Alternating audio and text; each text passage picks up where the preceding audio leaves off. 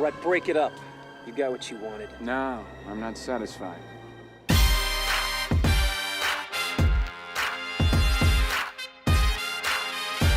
By any means necessary. Black Excellence in Cinema.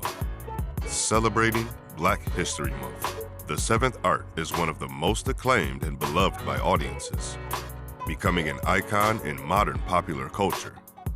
However, there is one area whose history is often overlooked, yet holds significant value in today's world.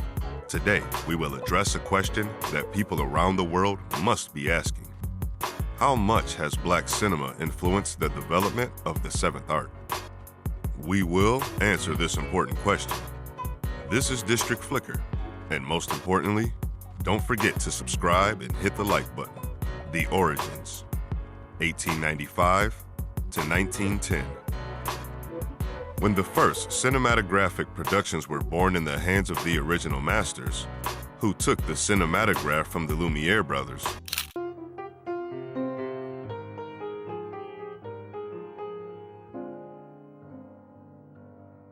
a new era of entertainment began.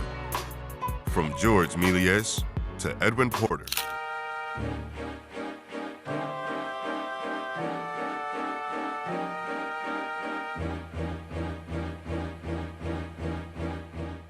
They managed to bring their most intense ideas to the screen.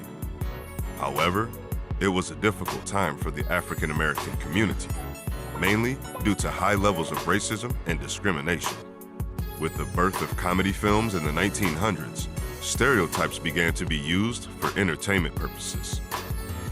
The few times Black actors were used, they were cast in roles such as maids, nannies, or in the case of men, natives or servants. But things would change a bit with the arrival of a man who would mark a before and after in the world of cinema for Black people.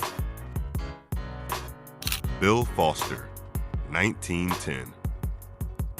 William D. Foster, also known as Bill Foster, was one of the first producers to form his own independent production company. While many attribute the first African-American feature film to filmmaker Oscar Micheaux, which is true, the first production company fell into the hands of this man.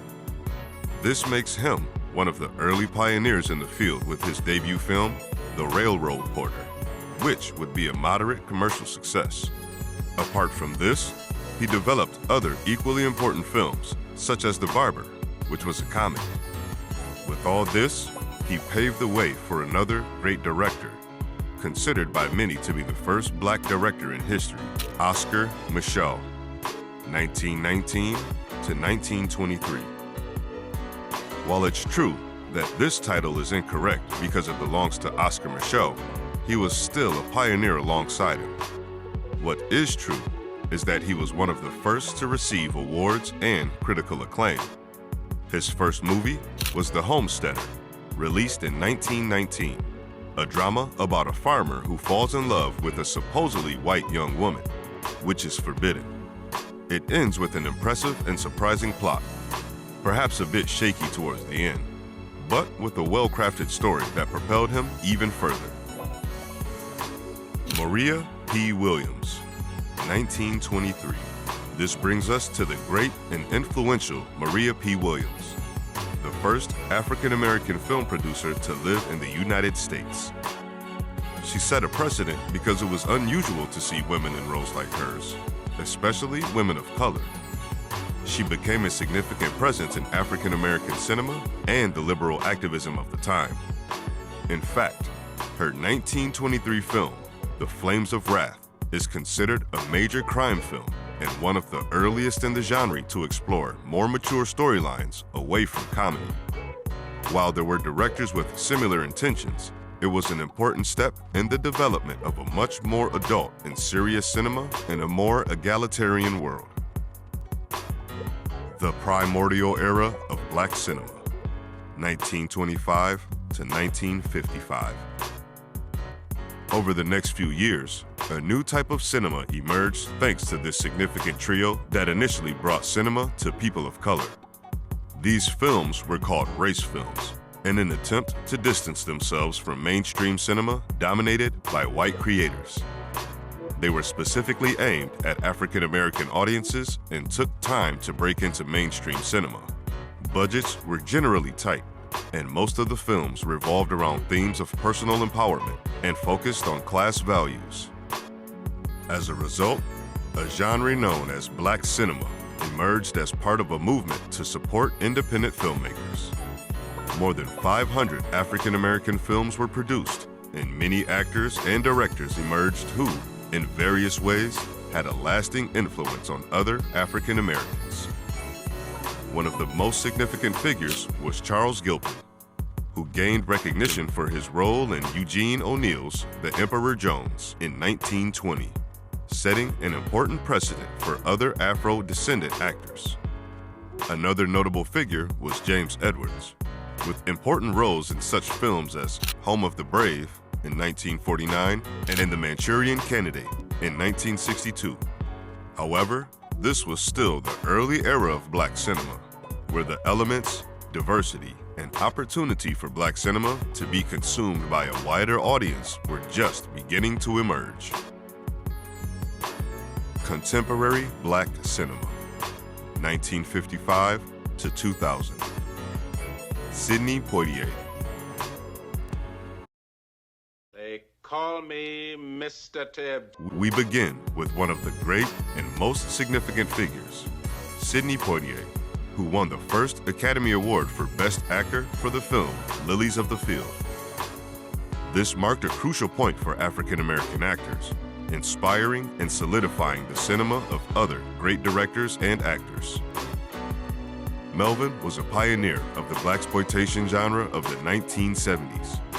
Exploitation films are typically low budget and aim to capitalize on exploitative trends with gritty content. The blaxploitation genre is an ethnic subgenre of cinema in which some of the earliest films allowed Black actors to portray protagonists, superheroes, and the beauty of urban life. Melvin Van Peebles. Melvin Van Peebles was a director in the 70s who ventured into comedy in a more thoughtful and profound way, creating powerful films with relaxed yet strong tones. He produced notable works such as Watermelon Man and Sweet Sweetback's Badass Song. No, I haven't seen Sweetback. I haven't seen the cat. I mean, I don't want to see him. You just keep leaning and leaning and leaning. Get the off my back, man! Julie Dash. Next is Julie Dash, an important figure in cinema.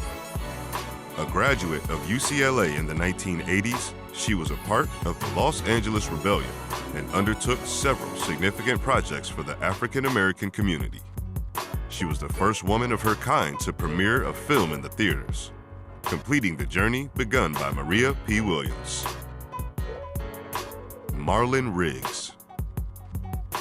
Marlon Riggs, a director and gay rights activist, dedicated a significant portion of his filmography in the 80s and 90s to this area.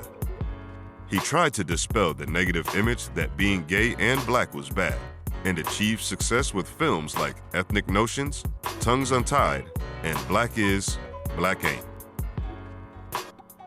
The era of exploitation.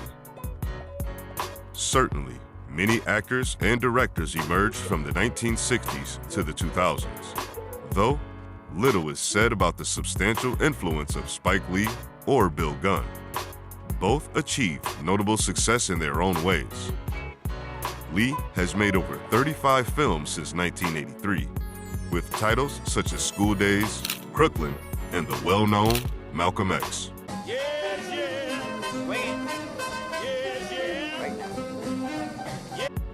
Bill Gunn also left his mark with films like Ganja and Hess, a cult classic that everyone should take the opportunity to see, and inspired directors like Jordan Peele. But this era wasn't just filled with great directors. It also saw the rise of exceptional actors and movies that would be important for everyone to see. Denzel Washington made his debut in 1977, starring in the television show The Wilma Rudolph Story. In addition, films began to emerge that explored the blaxploitation genre, which was intended to be exclusively for Black audiences. This was a response to commercialization and Sidney Poitier's Oscar win, supported by significant directors such as Melvin Van Peebles with Sweet Sweetback's Badass Song and Gordon Parks with Shaft, both in 1971 considered part of the genre. Dawn Porter and Garrett Bradley delivered a documentary in the 1970s called I Am Somebody. In addition, the story that explores the life of a Black man in Los Angeles, Killer of the Sheep, manages to offer a decade of interesting films.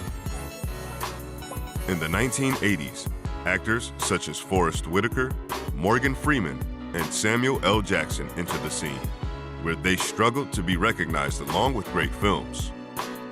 Notable among them is Suzanne, Suzanne, 1982, by Janixa Bravo, a moving autobiographical documentary that deals with physical and psychological abuse and provides a unique insight into Black life in cinema.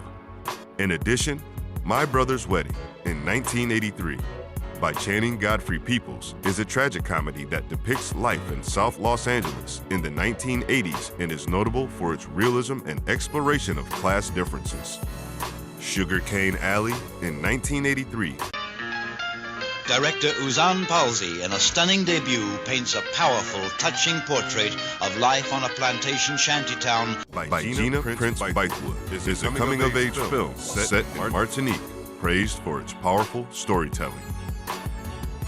There were many more films, but something that marked the 60s and 80s was the recently mentioned Los Angeles Rebellion, which, like blaxploitation, had a significant impact because it was led by young Africans studying at UCLA.